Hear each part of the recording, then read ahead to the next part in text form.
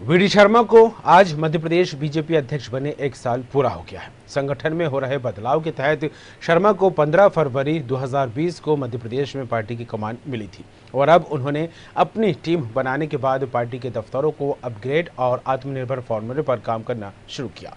1 साल का कार्यकाल पूरा होने के अवसर पर विष्णुदत्त शर्मा को बधाई देने के लिए मुख्यमंत्री शिवराज सिंह चौहान उनके निवास पर पहुंचे। इस अवसर पर सीएम शिवराज सिंह चौहान ने मिठाई खिलाकर विष्णुदत्त शर्मा को शुभकामनाएं दी।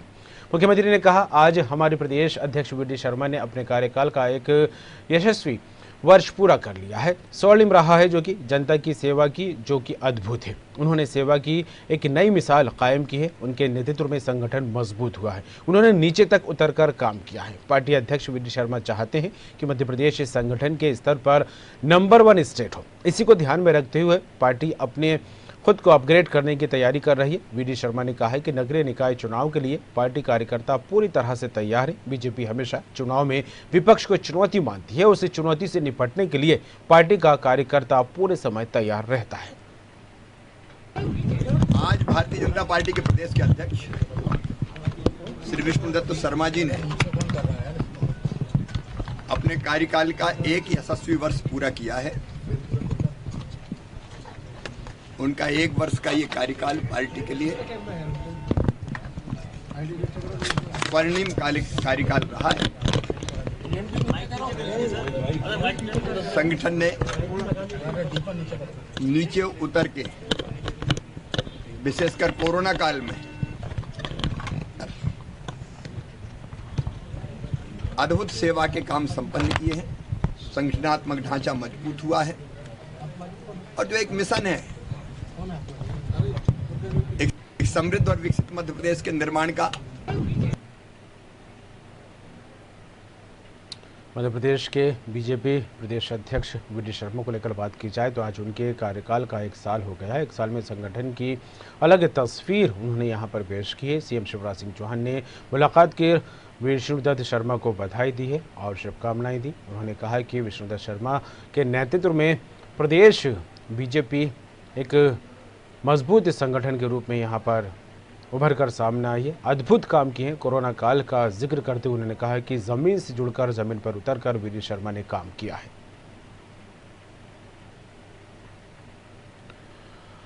और अब प्रदेश अध्यक्ष वीडी शर्मा को लेकर कहा जाए तो उनकी चाहत है कि प्रधानमंत्री नरेंद्र मोदी आत्मनिर्भर भारत की बात कर रहे हैं। मध्य प्रदेश के मुख्यमंत्री शिवराज सिंह चौहान आत्मनिर्भर मध्य प्रदेश की बात कर रहे हैं और उन्होंने कहा है कि अब मैं चाहता हूं कि मध्य प्रदेश में पार्टी आत्मनिर्भर बने। इसलिए उन्होंने पेपरलेस वर्क करने को लेकर, पेपरलेस काम करने को लेकर कवायद शुरू करने की बात कही है, कदम उठाने की बात कही है और ऐसे में आत्मनिर्भर संगठन बनाने की बात भी अब यहाँ पर होती दिखाई दे रही है।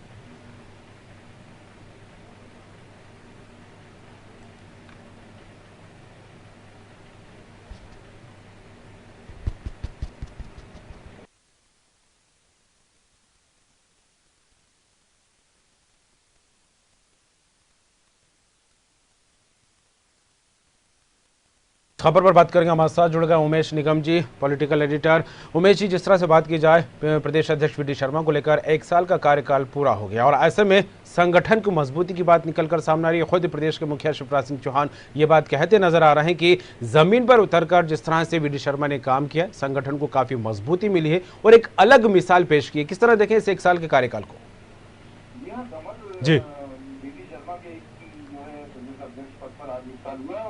उनका कार्यकाल को बहुत सफलतापूर्वक देखा जा रहा है क्योंकि जैसे ही उन्होंने प्रदेश अध्यक्ष की कमान संभाली थी तो उसके बाद प्रदेश में उपचुनाव हुआ और उपचुनाव में उन्हें खासी सफलता हासिल हुई। तो ये सब उनके खाते में गई जी, बिल्कुल कि अच्छी मेहनत हुई, अच्छी तैयारी करी। उसके बाद उन्होंने अपनी नई टीम तैयार करी जी। और नई टीम में भी सारे युवाओं को उन्होंने मौका दिया क्योंकि ये पहला मौका है जो जितने भी सीनियर और वरिष्ठ थे जिनको 10 साल हो गए थे उन सबको संगठन से मतलब अलग करके, बाहर करके और नए युवा चेहरों को तरजीह दी और बढ़ाया, जिससे नई जो आने वाली पीढ़ी है भाजपा में बढ़े। तो जो वीडी शर्मा है प्रदेश अध्यक्ष के रूप में काफी सफल कार्यकाल माना जा रहा है और वैसे भी इनको अखिल भारतीय विद्यार्थी परिषद में संगठन मंत्री की भूमिका निभाई उन्होंने, तो वहां भी वो बहुत सफल उसमें रहे, बहुत अच्छे आंदोलन रहे, सब चीजें रहे। तो वो सारा अनुभव लेके वो यहाँ आए यहाँ वो महामंत्री रहे, महामंत्री की जिम्मेदारी संभाली, उसके बाद वो प्रदेश अध्यक्ष के रूप में भी काफी सफल कार्यकाल माना जा रहा है उनका। और आने वाले दिनों में और उनके कई काम सामने देखने को मिलेंगे और कई चुनावों में, संगठन के और कामों में। वैसे भी वो बोल चुके हैं कि हम बूथ स्तर तक नीचे जाएंगे और संगठन को और मजबूत करेंगे और वो दौरे भी कर रहे हैं, दौरे करने में भी वो कहीं कोई पीछे नहीं है। कार्यकर्ताओं से मिलने की यदि बात है तो कार्यकर्ताओं से भी नियमित मिलते हैं, लगातार मिलते हैं, प्रदेश कार्यालय में आते हैं। इसके अलावा उनके दौरे भी नियमित चल रहे हैं। बिल्कुल उमेश जी, जिस तरह से आपने बात कही कि धीरे धीरे उनको जिस तरह से जिम्मेदारियां मिली संगठन में, उसका निर्वहन बखूबी अंदाज में करते दिखाई दी। और अब प्रदेश अध्यक्ष के रूप में बात की जाए तो काफी अलग अंदाज में बात करते और काम करते यहाँ पर दिखाई देते हैं। जब वीडी शर्मा का नाम आता है किसी जिम्मेदारी को लेकर तो ये कहा जाता है निगम जी कि युवाओं में उनकी जो पकड़ है काफी मजबूत है और शायद यही वजह है कि इसी पकड़ के चलते अब संगठन के मजबूत होने की बात लगातार कही जा रही है। वो भी तब जब जिस तरह से देखा जाए उपचुनाव का जो नतीजा आया, सबने देखा काफी अच्छे नतीजे निकलकर सामने आए थे। और युवाओं की पकड़ को लेकर अगर बात की जाए तो आत्मनिर्भर संगठन बनाने की बात भी अब वीडी शर्मा कहते दिखाई दे रहे हैं। तो किस तरह देखें इन बातों को? जी हाँ, कमर का जो वीडी शर्मा है वो खुद भी एक युवा है और वो युवाओं की बातों को, युवाओं के विचारों को बखूबी समझते हैं।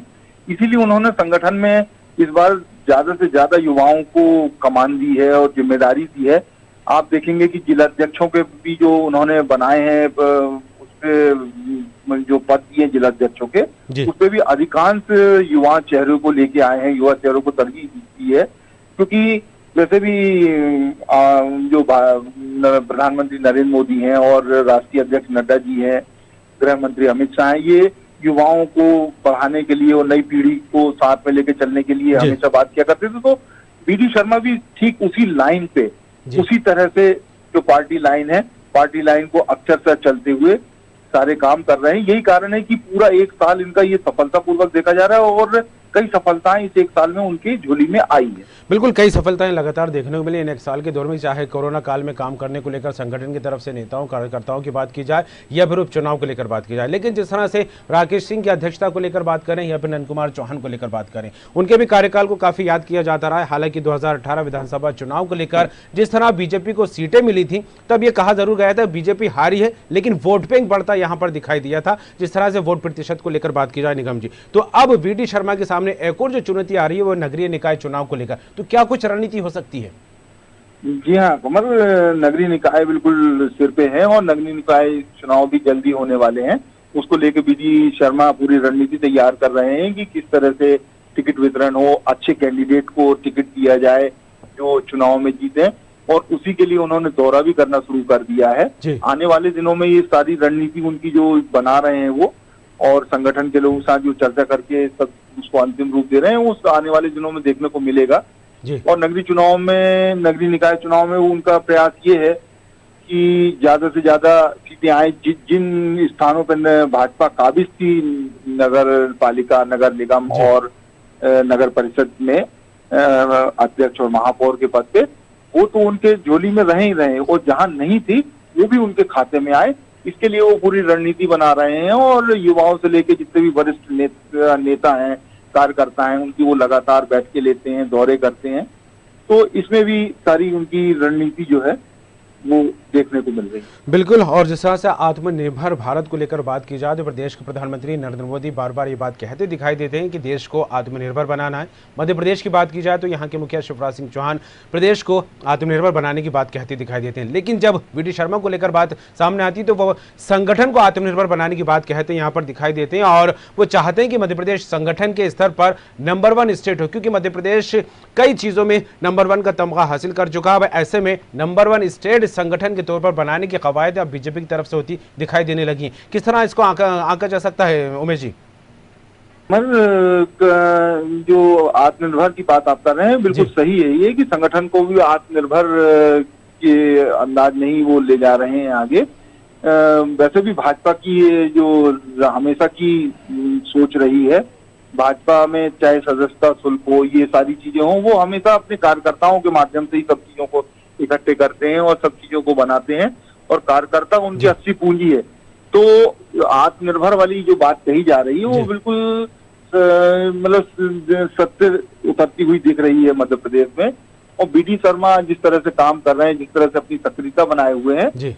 वो युवाओं के बीच में भी जितने लोकप्रिय हैं उतने ही वो वरिष्ठ कार्यकर्ताओं के बीच में भी लोकप्रिय हैं। बड़े नेताओं के साथ भी वो उसी तरह का सामंजस्य बनाए हुए हैं। संघ के नेताओं के साथ भी उसी तरह का सामंजस्य बनाए हुए हैं। और ये कहा भी जाता है कि बीडी शर्मा जी की संघ में खासी पैठ है, तो उसका भी लाभ संगठन को खासा मिल रहा है, मार्गदर्शन मिल रहा है। बिल्कुल। और जिस तरह से कई बातों को ध्यान में रखते हुए अब ये कहा जाने लगा है कि पार्टी अपने को अपग्रेड करने की तैयारियों में जुट गई है। और जिस तरह से केंद्र का आम बजट को लेकर बात की जाए, पेपरलेस बजट पेश किया गया। इस बार उत्तर प्रदेश में भी पेपरलेस बजट आया, तो अब मध्य प्रदेश में संगठन के जो काम है, पार्टी से जुड़े जो काम है, उसको भी पेपरलेस करने की हवाएं होने की बात अब निकलकर सामने आने लगी। फिलहाल देखने वाली बातों की 1 साल तो काफी सफल माना जा रहा है बीडी शर्मा का। निगम जी, आगामी दिनों में नगरीय निकाय चुनाव और भी कई कामों को लेकर आगे क्या स्थिति बनती है, जुड़ने के लिए तमाम बात के लिए आपका शुक्रिया।